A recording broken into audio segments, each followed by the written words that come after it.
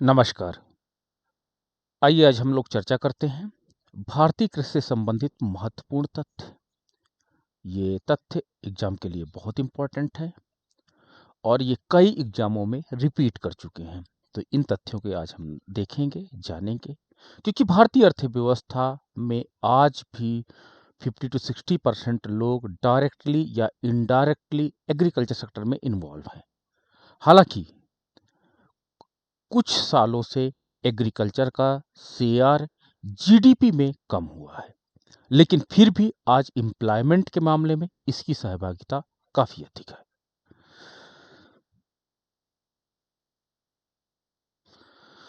वर्तमान में भारत के जीडीपी में कृषि क्षेत्र का हिस्सा 17.1% है। That is very important data.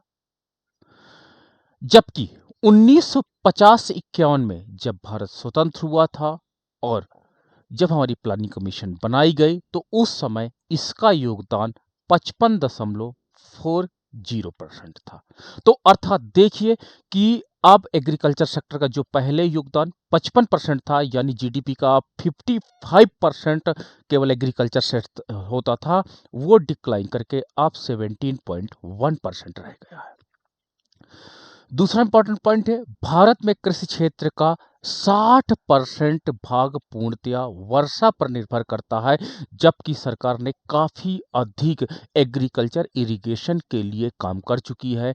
इन्होंने नहरों पर काफी काम किया सरकार ने, इन्होंने क्या कहते हैं आपको डैम बनाए, सरकार द्वारा तालाबों पर ज्यादा काम किया गया, मनरेगा के अंतर्गत तालाब खुदवाए गए, साथ ही साथ नलकूप लगवाए गए। और इसके अलावा अभी हाल ही के दिनों में रिन्यूएबल एनर्जी के अंतर्गत देखे होंगे सोलर प्लांट लगाए जा रहे हैं। सोलर के प्लांट के माध्यम से सिंचाई की यानी किसानों को काफी अधिक सब्सिडी प्रदान की जा रही है। लेकिन फिर भी आज भी हमारे पास ऐसी स्थिति नहीं है कि हम पूरे एग्रीकल्चर सेक्टर को इरिगेशन की सुविधाएं उपलब्ध करा सके। इसीलिए हमारी इकोनॉमी में, एग्रीकल्चर इकोनॉमी में अनसर्टेनिटी ज्यादा विद्यमान है। थर्ड है, भारत में कृषि क्षेत्र के जीडीपी का 0.3% भाग कृषि शोध पर खर्च किया जाता है, जो बहुत कम है। कम से कम 1% भी होता, लेकिन नहीं, 1% भी एग्रीकल्चर रिसर्च पे नहीं खर्च किया जाता है, बल्कि उससे कम है। तो ये बहुत कम शेयर है जो एग्रीकल्चर रिसर्च पे खर्च किया जाता है, क्योंकि भारत की बहुत बड़ी पॉपुलेशन है जो एग्रीकल्चर सेक्टर पर डिपेंड करती है और एग्रीकल्चर शोध पर हमको अधिक खर्च करने की आवश्यकता है। अगला पॉइंट है, प्रथम कृषि गणना 1970 ईस्वी में की गई थी। तो 1970 ईस्वी में की गई थी, अर्थात जब एग्रीकल्चर कितना हमारे पास एग्रीकल्चर लेबर है, एग्रीकल्चर आउटपुट कितना होता है, इन सारी चीजों की गणना का प्रारंभ 1970 से होता है। That is very important data.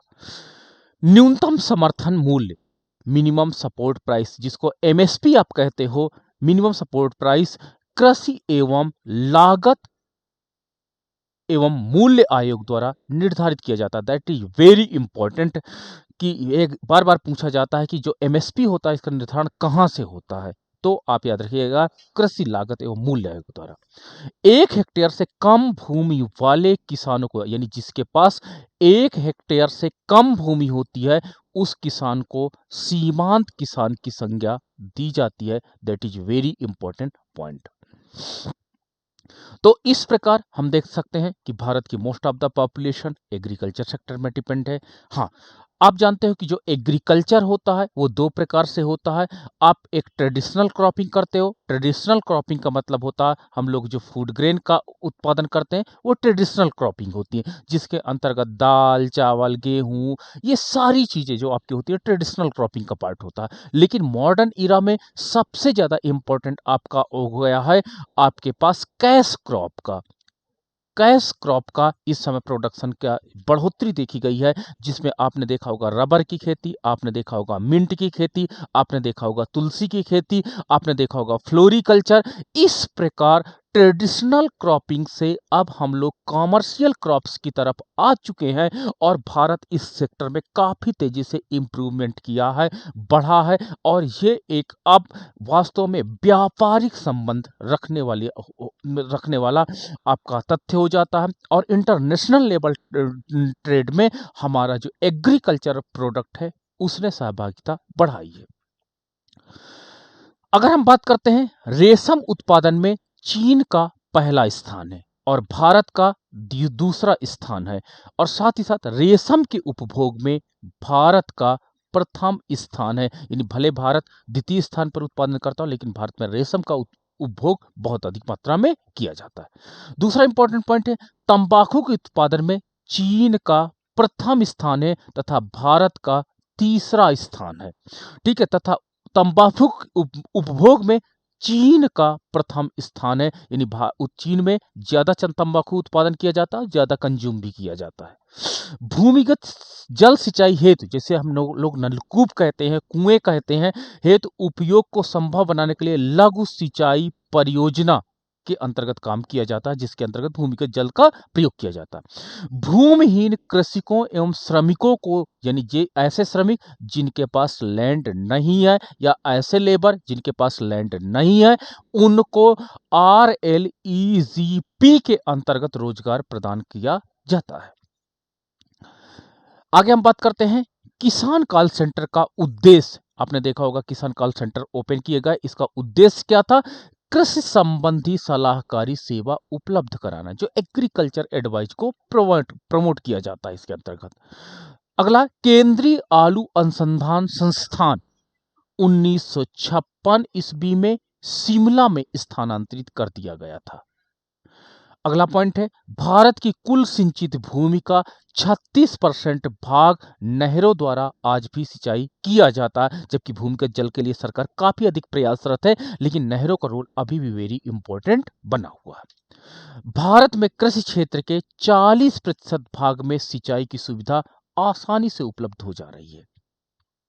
1966 में 1966 में भारतीय कृषि के प्रति हेक्टेयर उत्पादकता को बढ़ाने के उद्देश्य से HYVP हाई विल्डिंग वैरायटी प्रोग्राम चलाया गया था। यानी हरित क्रांति के अंतर्गत आपने देखा होगा कि HYV सीड्स को लाया गया और इससे काफी पॉजिटिव रिजल्ट भी देखने को मिले। अगला पॉइंट है हमारा दालों का सर्वाधिक उत्पादन करने वाला राज्य महाराष्ट्र है, जहां पर दाल का उत्पादन सबसे ज्यादा होता है। भारत में कॉफी का सबसे अधिक उत्पादन कर्नाटका में होता है, जबकि विश्व में सबसे अधिक कॉफी का उत्पादन ब्राजील में होता है। ठीक है, भारत में अगर हम डेटा लेते हैं तो भारत में कर्नाटक में और विश्व में ब्राजील में होता है। प्याज का सबसे अधिक उत्पादन महाराष्ट्र में होता है। आप नासिक की प्याज बड़ी पॉपुलर है। दूध के उत्पादन में भारत का स्थान प्रथम है, यानी बहुत ज्यादा, मतलब दूध जो हमारे पास जो पशुपालन काफी अधिक प्रमोट किया और इसलिए हम लोग अब पहले स्थान पर आ गए। दालों के उत्पादन में महाराष्ट्र का स्थान प्रथम है। चाय, काजू, आम के उत्पादन में भारत का स्थान प्रथम है। कृषि लागत एवं मूल्य आयोग, जो आपने देखा होगा अभी MSP का निर्धारण करता है, 1965 में हुई थी। एग्जाम में इंपॉर्टेंट डेटा बार बार पूछा जाता है। ट्राइफेड आपने ये प्रोग्राम है, the tribal cooperative marketing development federation of India limited की स्थापना 1987 में हुई थी। इसके अंतर्गत जो ट्राइबल्स आपके होते हैं उनके द्वारा उत्पाद, जैसे शहद ये लोग उत्पादन करते हैं, तो इसकी मार्केटिंग की जाती है ताकि जो ये लोग हैं इनको भी बाजार में उचित अवसर प्राप्त हो सके और बाजार का उपयोग कर सके। तो इनके द्वारा उत्पादित उत्पाद को मार्केट तक लाने का काम कौन है करता है? ट्राइफेड करता है। भारत में हरित क्रांति की शुरुआत 1966-67 ईस्वी में हुई थी तथा इसके अग्रदूत MS स्वामीनाथन को माना जाता है। विश्व में इसका जनक नॉर्मन बोरलॉग को माना जाता है। That is very important point है, बार बार एग्जाम में पूछा गया है। भारत में हरित क्रांति का सबसे अधिक प्रभाव गेहूं की फसल में पड़ा तथा सबसे निराशाजनक परिणाम दलहन की फसल में देखने को मिले। जब हम हरित क्रांति को इवेल्युएट करते हैं तो गेहूं और चावल के संदर्भ में सक्सेस रहा, लेकिन दलहन के संदर्भ में यह सक्सेस नहीं रहा। दीर्घकालीन कृषि ऋण 5 वर्ष से अधिक के होते हैं, यानी जब 5 साल से अधिक का ऋण कोई लेता है किसान तो उसे दीर्घकालीन ऋण की संज्ञा दी जाती है।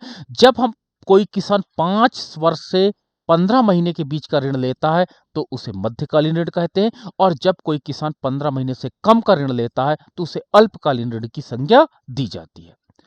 वाणिज्यिक बैंकों, क्षेत्रीय ग्रामीण बैंकों तथा सहकारी बैंकों से प्राप्त ऋण को सरल बनाने के लिए किसान क्रेडिट कार्ड योजना किसान क्रेडिट कार्ड योजना चालू की गई और ये 1998 से प्रारंभ की गई। That is very important data है, जो किसके द्वारा, कमर्शियल बैंकों द्वारा चालू किया गया था।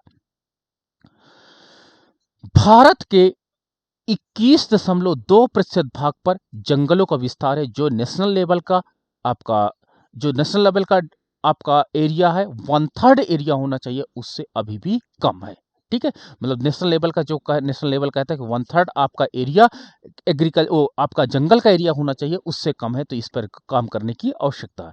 भारत में चंदन की लकड़ियों का सबसे घने जंगल नीलगिरी की पहाड़ियों पर पाए जाते हैं। नीलगिरी की पहाड़ियों में चंदन का जंगल बहुत ज्यादा है और वहीं से चंदन की सप्लाई की जाती है।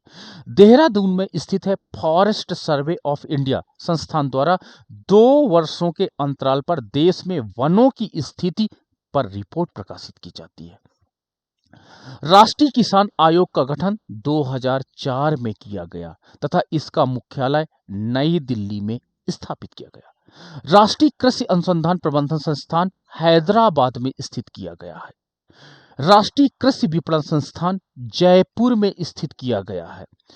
खाद्य श्रृंखला क्रांति का संबंध खाद्यान्नों, फलों, सब्जियों के सड़ने से बचाने के लिए है, तो इसे हम क्या कहते हैं, खाद्यान्न श्रृंखला क्रांति। दैट इज वेरी इंपॉर्टेंट है कि हम जो हमारे पास फूड ग्रेन्स है, फूड ग्रेन्स है, फ्रूट्स हैं और हमारे पास वेजिटेबल्स हैं, इनको सड़ने से बचाया जा सके। भारत में कृषि उत्पादन में पशुपालन की लगभग 26% हिस्सेदारी है। भारत में उर्वरकों का प्रति हेक्टेयर उपभोग कम होने के कारण कृषि को निर्धनता, अज्ञानता और अपर्याप्त जलपूर्ति है, क्योंकि आज भी भारत में जो फर्टिलाइजर का प्रयोग होता है वो किसान इतने अधिक उनके पास इनकम नहीं होती है कि उसका प्रयोग कर सके, जिसके कारण ये समस्या आज भी बनी हुई है लो प्रोडक्टिविटी की। भारत में नाइट्रोजन उर्वरक की अपनी कुल खपत 95 हिस्सा घरेलू उत्पादन से पूरा किया जाता है। यानी नाइट्रोजन उर्वरक है जो हम स्वयं उत्पादन कर ले रहे हैं, बाकी 6% को हमको इंपोर्ट करना पड़ता है। जबकि पोटेशियम उर्वरक की अगर हम बात करते हैं तो पोटेशियम उर्वरक की पूर्ति के लिए भारत पूर्णतया आज भी आयात पर निर्भर करता और हम इसका उत्पादन नहीं कर पा रहे हैं। भारत में जोतों का औसत आकार घटने के कारण उत्तराधिकार का नियम तथा भू स्वामित्व की ललक है, क्योंकि लगातार जैसे परिवार बढ़ता जाता है, क्या होते हैं, खेत की संख्या कम, क्या होता है, एक खेत है उसको डिवाइड कर दिया जाता है, फिर जनसंख्या बढ़ जाती है, फिर डिवाइड कर दिया जाता है, जिससे आपका जोत का आकार कम होता जाता है। इसलिए ये भूमि स्वामित्व जो आपका खेत का आकार छोटा हो जाएगा तो उससे कोई ना कोई प्रॉब्लम अवश्य आपको आएगी एग्रीकल्चर प्रोडक्टिविटी में। तो ये एक समस्या इन फ्यूचर में हमारे देश में आने वाली है। नई राष्ट्रीय कृषि नीति का वर्णन इंद्रधनुषी क्रांति के रूप में किया गया है। इनमें 3 क्रांतियां शामिल की गई हैं। ठीक है, आपकी हरित क्रांति, आपकी श्वेत क्रांति, आपकी खाद्यान्न श्रृंखला क्रांति। तो ये 3 क्रांतियों को इसके अंतर्गत पार्ट बनाया गया है। रूपांतरित राष्ट्रीय कृषि बीमा योजना कृषि उत्पादन में होने वाले विभिन्न जोखिमों को ध्यान में रखते हुए कृषि मंत्रालय द्वारा किसानों को इन जोखिम के विरुद्ध सुरक्षा प्रदान करने के लिए 1999-2000 के रबी मौसम से केंद्रीय क्षेत्रक योजना के रूप में लागू किया गया है। तो ये this is the references site and आप इसी चैनल में और जानकारी के लिए बने रहिएगा। चैनल को सब्सक्राइब करिएगा एंड लाइक करिएगा। अगर आपके कोई प्रश्न हो तो आप हमें कमेंट भी अवश्य कीजिएगा। So much, thank you.